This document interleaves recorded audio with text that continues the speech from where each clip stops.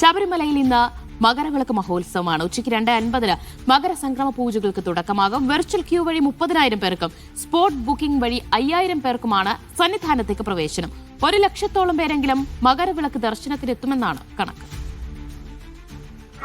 മകരസംക്രമ ദിനത്തിൽ ഭക്തി സാന്ദ്രമായിരിക്കുകയാണ് ശബരിമലയെ സംബന്ധിച്ച്, ശബരിമല വിശ്വാസികളെ സംബന്ധിച്ച് ഏറ്റവും പ്രധാനപ്പെട്ട ദിവസമാണിന്ന്. പൊന്നമ്പലമേട്ടിൽ തെളിയുന്ന മകരജ്യോതി ദർശനം കാണുവാൻ വേണ്ടി നിരവധി ഭക്തജനത്തിരക്കാണ് ശബരിമലയിൽ ഉണ്ടായിക്കൊണ്ടിരിക്കുന്നത്. കഴിഞ്ഞ വർഷങ്ങളിലെ പോലെ തന്നെ നിരവധി ഭക്തജനങ്ങൾ പൊന്നമ്പലമേടിൽ ഉദിച്ചുയരുന്ന ആ മകരജ്യോതി കാണുവാൻ വേണ്ടി, ദർശന സായുജ്യം നേടുവാൻ വേണ്ടി ശബരിമലയിലേക്ക് സംസ്ഥാനത്തിനകത്തും പുറത്തും നിരവധി ഭക്തജനങ്ങൾ എത്തിച്ചേർന്നുകൊണ്ടിരിക്കുകയാണ്. രാവിലെ ശ്രീകോവിൽ നട തുറന്നപ്പോൾ മുതൽ വലിയ തിരക്ക് തന്നെയാണ് സന്നിധാനത്തും മറ്റിടങ്ങളിലെല്ലാം കാണുവാൻ സാധിക്കുന്നത്. രാവിലെ തന്നെ എല്ലാ കർമ്മങ്ങളും, പൂജാവിധി പ്രകാരമുള്ള കർമ്മങ്ങളെല്ലാം കഴിഞ്ഞതിന് ശേഷം കവടിയാർ കൊട്ടാരത്തിൽ നിന്നുള്ള രാജപ്രതിനിധിയിൽ വന്ന് നെയ്യഭിഷേകം നടത്തിയോടെയാണ് ഇന്നത്തെ നെയ്യഭിഷേകം തുടങ്ങിയ കർമ്മങ്ങൾക്ക് തുടക്കമാകുക. പരമ്പരാഗതമായി നടന്നു വന്ന ഒരു ചടങ്ങാണ്. തിരുവിതാംകൂർ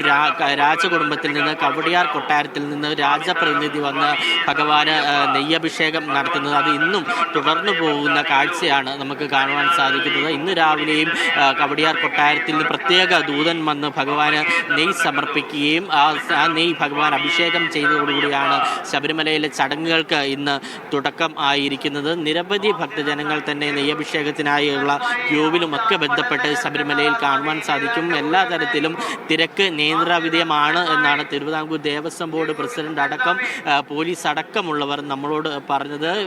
പമ്പയിൽ പലതരത്തിലുള്ള ക്രമീകരണങ്ങൾ പോലീസിന്റെ ഭാഗത്തു നിന്നുണ്ടായിട്ടുണ്ട്, ദേവസ്വം ബോർഡിന്റെ ഭാഗത്തു നിന്നുണ്ടായിട്ടുണ്ട്.